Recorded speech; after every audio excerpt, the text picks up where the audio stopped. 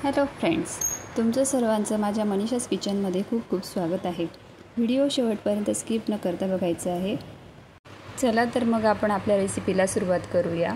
सर्वात आधी मी गव्हाचे पीठ घेतलेले आहे, त्यानंतर 1 वाटी बेसन पीठ टाकलेले आहे आणि नंतर आधीच मी बटाट्याचा किस करून ठेवलेला होता, कच्चा बटाटा होता तो त्यात टाकायचा आहे आणि त्यानंतर मी भोपळ्याची भाजी केलेली होती, लाल भोपळा म्हणतात ना आपल्याकडे, त्या भोपळ्याची भाजी करून ठेवलेली होती, ती यात मी घालत आहे आणि वरून ओवा आणि तीळ घालायचे आहे त्यात। यामुळे चवीला ते खूप छान लागतात। आणि हो, आपण काय बनवत आहोत हे पुढे बघायचंच आहे।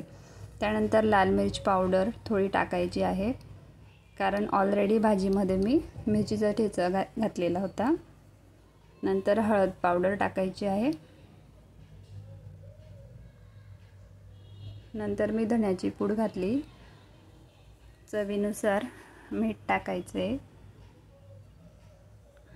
नंतर बारीक चिरलेली भरपूर अशी कोथिंबीर टाकलेली आहे।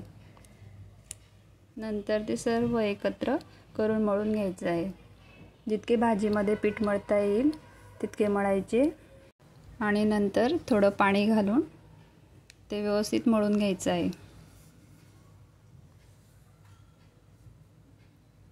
पाणी जसं लागेल तसं थोडं थोडं घालायचं आहे त्याच्यामध्ये।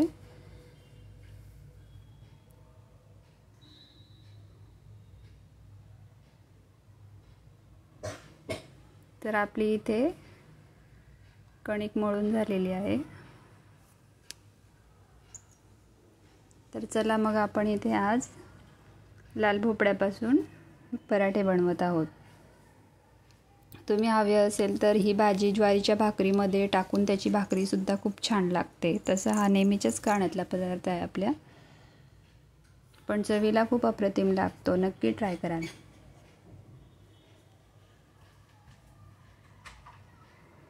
इथे त्याला छानपैकी लाटून घ्यायचं आहे।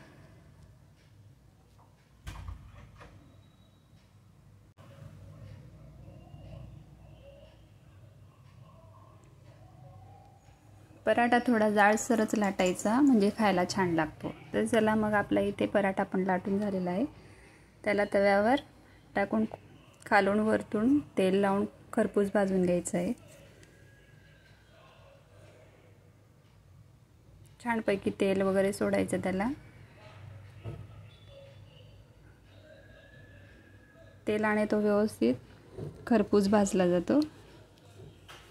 हे तुम्ही मिरचीचा ठेचा किंवा शेंगदाण्याची चटणी सोबत खाऊ शकता।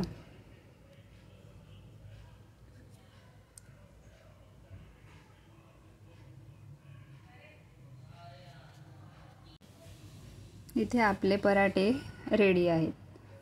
तर चला मग,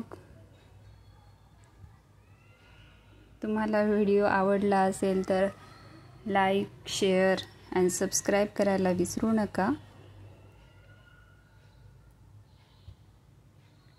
आणि माझी रेसिपी कशी वाटली आहे ते कमेंट बॉक्समध्ये कमेंट करायला विसरू नका। तर चला, भेटूया नेक्स्ट व्हिडिओमध्ये। Thanks for watching. बाय।